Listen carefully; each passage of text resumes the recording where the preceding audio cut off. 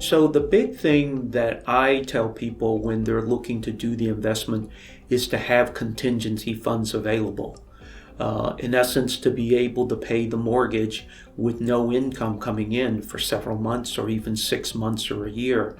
The more you have in reserve, the better off you're going to be, because you never know what's going to be around the corner. I mean, last year we had the pandemic.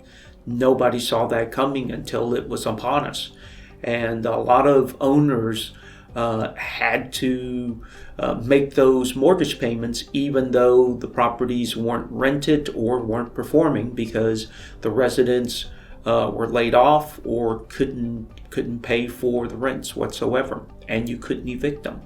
So having that reserve to cover you for at least 6 months is something I highly recommend.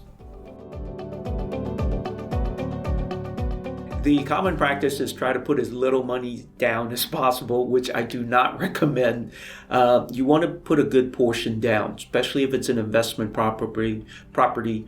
You tend to put anywhere from 10 to 20 to 30% down, depending on the type of investment. Larger investments, you're going to be putting more down. So, having that down payment, but also understanding the finances. Ultimately, you want to make sure it's a good return, and you have to run the numbers. Something that I learned the hard way is don't let the emotions overtake your pro forma.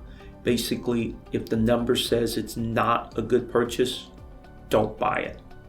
Because once you do, you're stuck with it. It's not like you're buying a hammer from Home Depot. You can't take it back. It's yours. So make sure that the pro forma fits within your spreadsheet that you want the type of return. And if it is, then you can move forward. If not, don't. The big thing that you need to identify is going to be of course, what the mortgage payments are. If you're escrowing for taxes and insurance, most cases you are.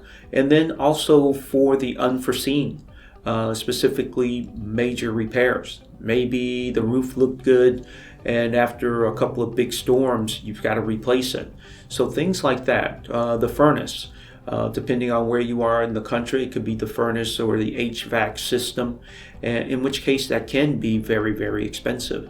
The last thing I think, especially if you're going to purchase a property that is older, definitely look at the pipes, the plumbing, as well as the foundation.